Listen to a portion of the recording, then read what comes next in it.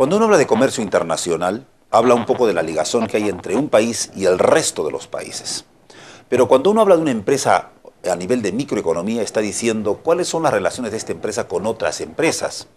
Y cuando uno tiene una empresa, tiene un libro diario, un libro mayor, un libro de balance general, que es importante.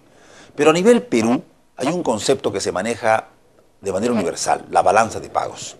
Y la balanza de pagos es el registro sistemático de las transacciones de mi país respecto a otro país.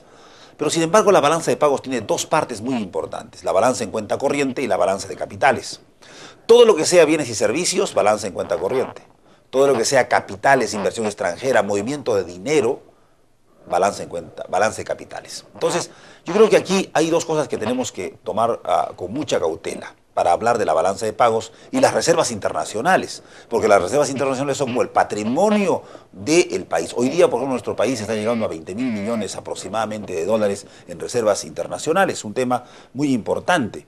Y obviamente el comercio internacional, a través de la balanza comercial, que es una parte de la balanza en cuenta corriente, está llegando también a aproximadamente a 20.000 millones de dólares. Otra cosa también importante y salomónica. Por esa razón, tratar de la balanza de pagos y las reservas internacionales resulta muy importante para el conocimiento de la economía empresarial y sobre todo de la economía internacional. Pero veamos parte por parte de la composición y sobre todo la última parte cuando hablamos de las estadísticas del Perú. Veamos.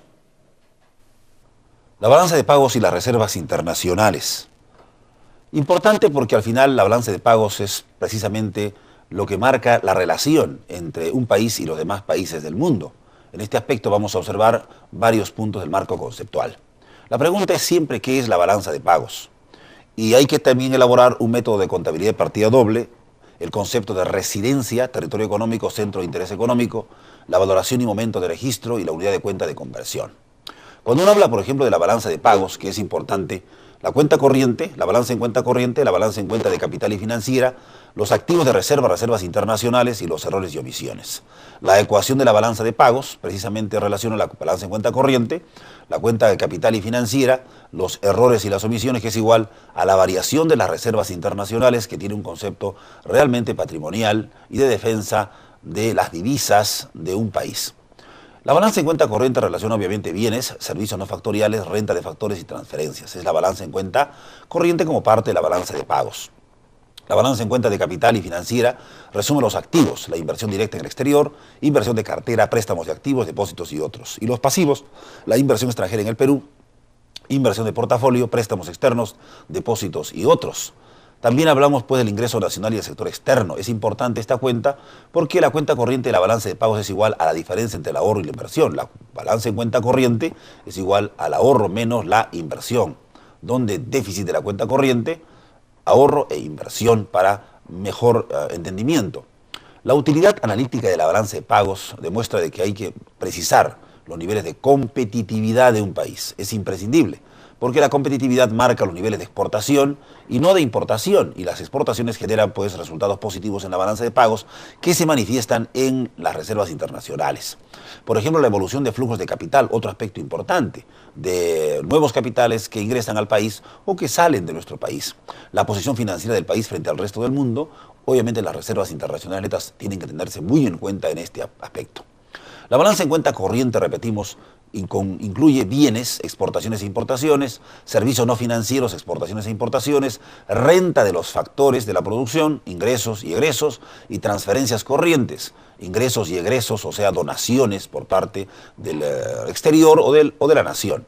Veamos, por ejemplo, aquí tenemos la cuenta corriente, resultados recientes en algunos países de América Latina, la cuenta corriente AB más C. A, bienes y servicios no factoriales, ingresos y egresos, B, renta de factores, ingresos y egresos, y C, transferencias. Tres aspectos importantes y vitales de una balanza en cuenta corriente. La balanza de pago también incluye la cuenta de capital y financiera, la inversión directa, extranjera del país y del exterior, la inversión en cartera, el endeudamiento externo activo y pasivo, con préstamos, crédito comerciales, arrendamiento financiero y movimiento de activos externos, inversiones financieras, depósitos y monedas y otros activos. La cuenta de capital y financiera tiene que ver con el movimiento fundamentalmente de capitales. Veamos, por ejemplo, en este caso, la balanza de pagos del Perú del año 2001 al año 2005, que incluye balanza en cuenta corriente, la balanza comercial, ¿no? Exportaciones e importaciones, la balanza de servicios, exportaciones e importaciones, la renta de factores privado y público y las transferencias corrientes o las donaciones. Como ustedes podrán observar, por ejemplo, la balanza en cuenta corriente para este periodo del 2001 al 2003 era negativo. ¿Por qué negativo? Porque obviamente las exportaciones no eran mayores que las exportaciones. O sea, en este caso, las exportaciones eran menores que las importaciones. Y aquí tenemos los resultados en sí. Eran prácticamente próximos. Toda la década de los 90 teníamos dificultades. Pero bueno, tenemos ahora resultados positivos al 2005. Los servicios siempre van a ser negativos porque son más los servicios que recibimos que los servicios que entregamos o exportamos. La renta de factores obviamente también será negativo porque son más lo que egresa del país como renta de factores que lo que ingresa al país. Y las transferencias corrientes son positivas porque son donaciones que recibimos del extranjero. Esto es importante. La cuenta financiera, bueno, son positivas todas en todos los años porque recibimos más del sector externo de lo que nosotros podamos entregar.